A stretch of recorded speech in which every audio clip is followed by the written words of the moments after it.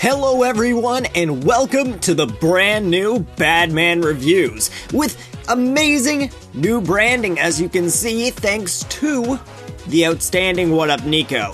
Thank you so much for what you've done for me, Nico, and it was well worth it because it looks beautiful. If you want to, guys, go check him out. There will be links in the description to his work if you are interested. But I thought, what better way to celebrate this new branding and new Badman than with a brand new game and a review of it. I'm talking about Mario and Luigi Paper Jam. So let's talkin' and get a crackin'. Mario and Luigi games have been around for quite some time now, first starting in 2003 with Mario and Luigi Superstar Saga, which took Mario games in a very weird direction. At the time, the only Mario RPG was Paper Mario, but the Mario and Luigi games came around, changing up the style quite a bit, bringing us into new worlds, meeting new villains, and having us make coffee. And what was a risky move at the time turned out to be one of the best Mario franchises created thus far. Game after game, the Mario and Luigi franchise continued to expand with new adventure ideas and gameplay mechanics that kept us wanting more. But the question we all really wanted answered was, when would the Mario and Luigi games and the Paper Mario games combine into one? Would it ever happen, or would it just stay as some 12-year-old's fanfiction on DeviantArt for the rest of eternity? But finally, our questions were answered. We learned about Mario and Luigi Paper Jam, and we got so excited! So what exactly are my thoughts on this game? Well, let's start from the beginning.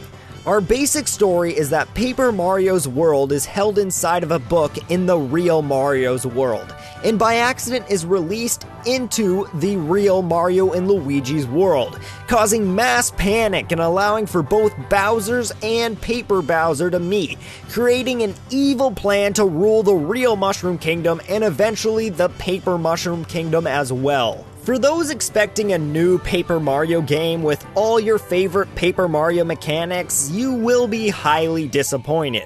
It's far more a Mario and Luigi game than a Paper Mario game, so you'll have to wait for an actual Paper Mario game for that. But for now, this does fill the void pretty well. A beautiful world with great gameplay is always welcome in my book, especially when it revolves around the Mushroom Kingdom. The gameplay is just like any other Mario and Luigi game, having you enter encounters with enemies around the map and taking turns using moves to eliminate them. You also eventually unlock some bro moves that allow you to attack with both Mario and Luigi in special ways, or even trio attacks, having you add Paper Mario into the mix for even more fun. Alongside attacking, you can also dodge or counterattack enemies when it's their turn to attack, or activate special events that have you dodging by using Paper Mario. The humor is also something Mario and Luigi has been really good with, and this game is no exception, having cutscenes with both Bowsers bickering back and forth, or both Bowser Jr.'s causing mayhem for their dads. It's always funny to watch, and even seeing both Peaches together is just too perfect. It's top-notch writing to a point, at least.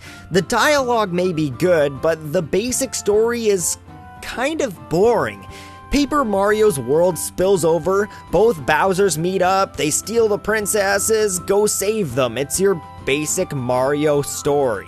Which is kind of surprising since Mario and Luigi have always had really interesting plot lines, like going back in time to save baby Mario and Luigi from an alien invasion, entering dreams, saving the world from people trying to steal Peach's voice, and going in Bowser's stomach. So coming from stuff like that to just a regular save Peach storyline is a bit of a letdown, and there are a few other disappointing facts I noticed about the game. There is a lot of padding in the game. Some of it fun, some of it really boring after a while. The main culprit is capturing toads. The paper toads are lost and scared in the world, so every once in a while you'll need to play mini-games to find and capture toads to progress through the game. And a lot of these are really tedious and boring, while the other select few I found barely fun. It was really annoying chugging through the game to come to a halt to have to waste my time on mini fetch quests.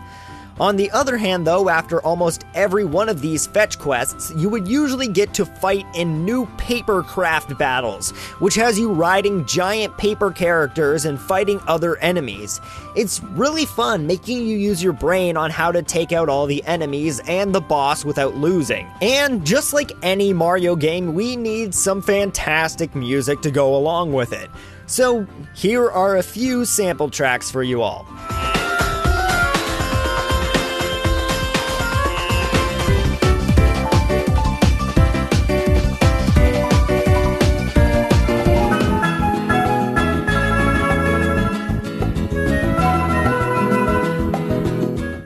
Yep, just like usual, Mario and Luigi are blowing us away with some fantastic beats. Like always, it's great to know some things never change when it comes to video games. To be straight up with all of you though, Paper Jam is probably the weakest in the series.